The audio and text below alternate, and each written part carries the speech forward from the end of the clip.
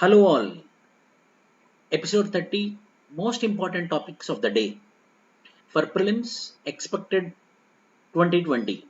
The five topics which I am going to discuss today are Ramsar Convention, 10 new sites added to the Ramsar Convention, International Solar Alliance, Assembly.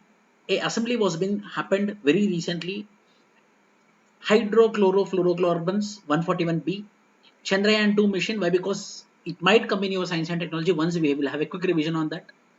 Nomenclature of lunar features. How we will be giving the nomenclature for lunar features like crater, etc. etc. So the first topic is Ramsar Convention. Ramsar is a city in Iran whereby a agreement was been signed, Iranian city, whereby an agreement was been signed for the protection of and conservation of the wetlands. Ramsar Convention was signed in 1971 in the Iranian city of Ramsar. Is a city where the convention was been signed in the year 1971. Most expected question for prelims. One of the oldest intergovernment accord for preserving the ecological character of wetlands for the sake of protection of wetlands, exclusively wetlands, rivers, lakes, ponds, etc. Also known as Convention on Wetlands. To develop and maintain the international network and wetlands which are important for the conservation of global biodiversity, global biological diversity. Wetland declared as Ramsar sites are protected under strict guidelines to the convention. So, the wetlands which were been declared as Ramsar sites will be protected with the strict guidelines. For that particular thing, the wetlands will be the governments will be attempting to get the Ramsar site identification.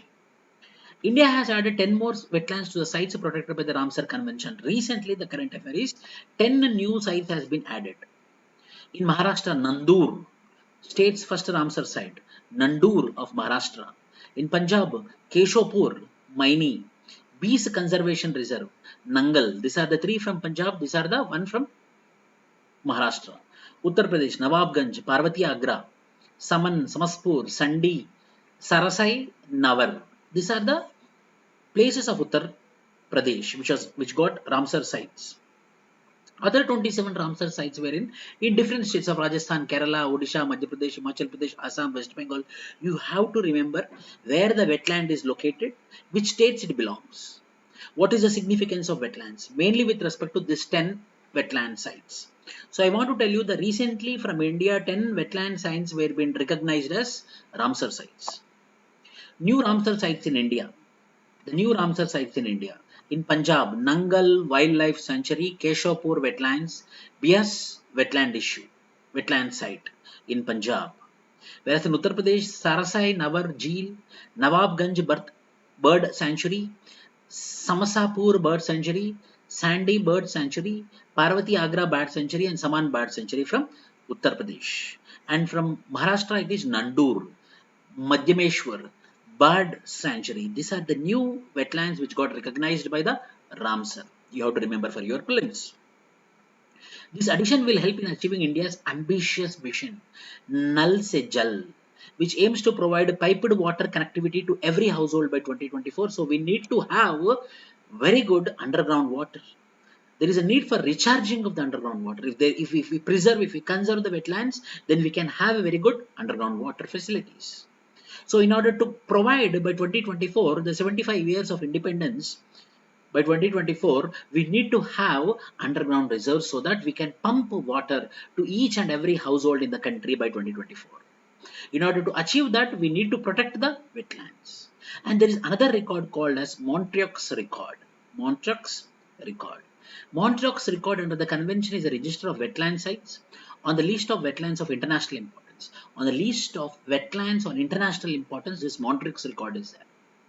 Where changes in ecological character have occurred or occurring or likely to occur as a result of technological developments, pollution, other human interference. So Montreux record means the protection, the conservation of the wetlands on the international level, where they are getting degraded because of technological developments, pollution, other human interferences.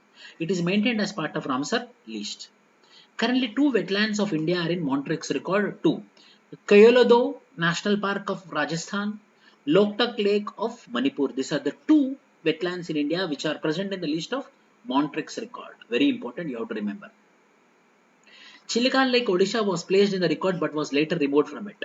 So now it is only two, Keoladeo and Loktak. This is all about wetlands. The next topic is International Solar Alliance. It's a brainchild of Narendra Modi, International Solar Alliance. From the Tropic of Cancer of the globe to the Tropic of Capricorn of the globe. In between this tropical region, the potential countries where there is sunlight is high. A alliance has been formed to form this particular forum of group of countries which who are living between the Tropic of Cancer and Tropic of Capricorn, so that we can tap the potential of the solar energy by converting into solar power. An Indian initiative that was launched by Prime Minister of India and the President of France. Two people were been there. In Paris, when in the Conference of Parties 21, which was held in Paris, at that time this International Solar Alliance was been out. With 121 solar resources rich countries lying fully or partially between the Tropic of Cancer and Tropic of Capricorn as prospective members. So, if this is the globe, this is the Tropic of Cancer, this is the Tropic of Capricorn, this is the equator. The countries which are lying, they need to form an alliance in order to tap the solar energy, in order to convert into solar power. So that we will be using what? Renewable energy. So that we will be coming out of conventional energies like thermal, etc. Objective of International Solar Alliance: to collectively address key challenges, the scaling up of solar energy in International Solar Alliance in member countries. So mainly to tap this solar energy, mainly to bring all the countries who are located within the Tropic of Cancer and Tropic of Capricorn, 121 countries, to become the part of this International Solar Alliance. That is the major objective of this ISA. There is an institute also came under it for the research and development purpose. National Institute of Solar Energy at Gurugram. We can expect where this institute is located. National Institute of Solar Energy is located at Gurugram. Second International Solar Alliance Assembly was being conducted by the Ministry of New and Renewable Energy from 30th 31st October 2019. The Assembly is a supreme decision-making body of the International Solar Alliance and gives directions on various administrative, financial and program-related issues. Mainly, the decisions which are coming out from this International Solar Alliance will be made by this International Solar Alliance Assembly. That second assembly was being conducted very recently. Who is in India, who is representing this Solar Alliance means Minister for New and Renewable Energy and Power. India is the president and the France is the co-president of ISA Assembly.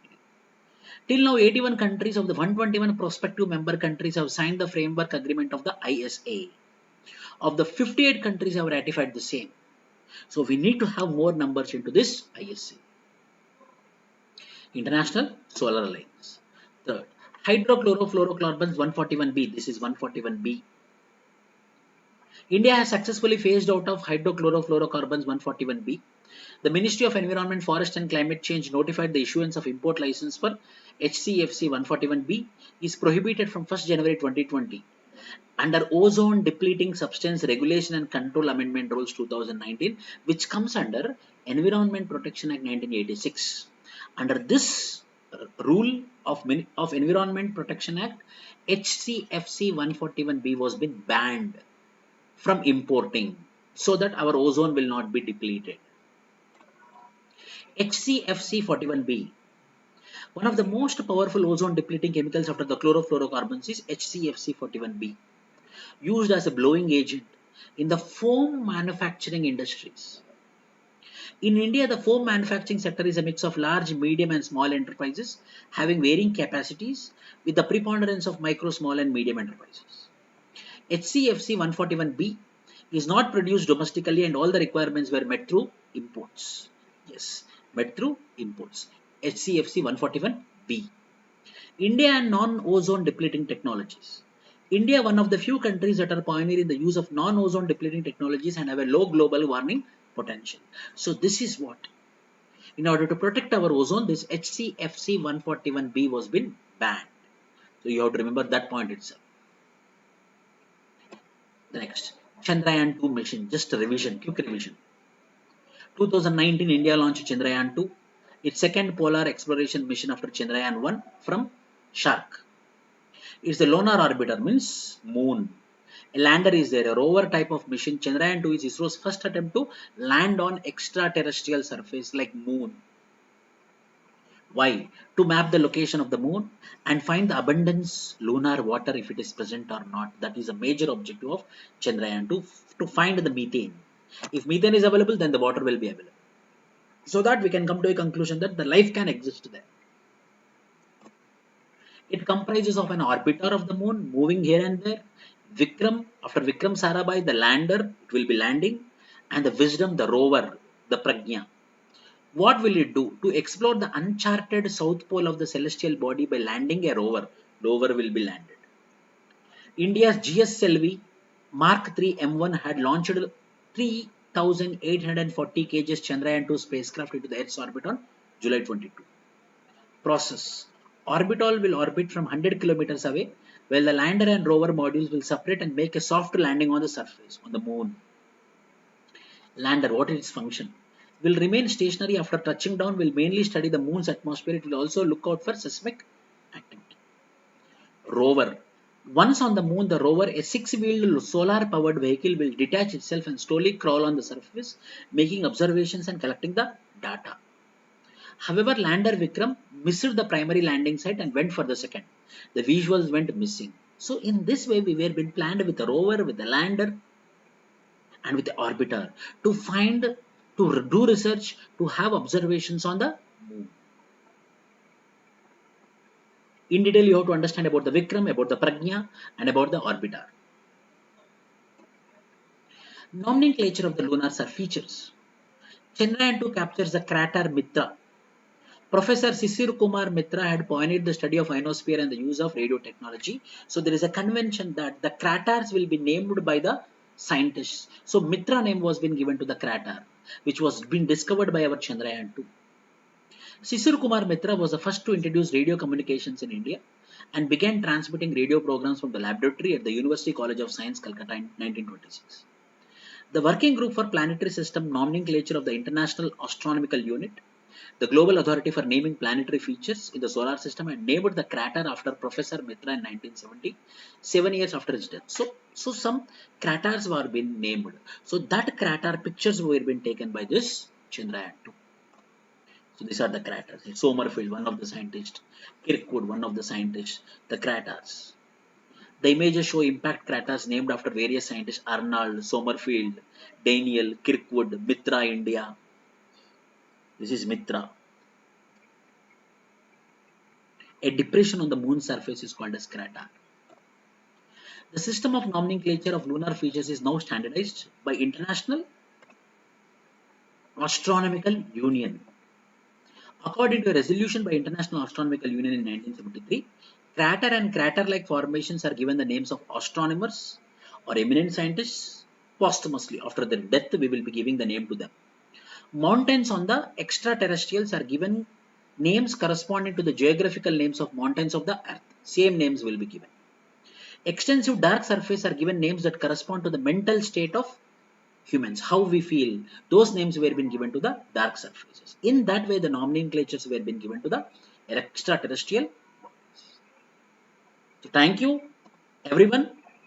Do subscribe to our channel. Goodbye.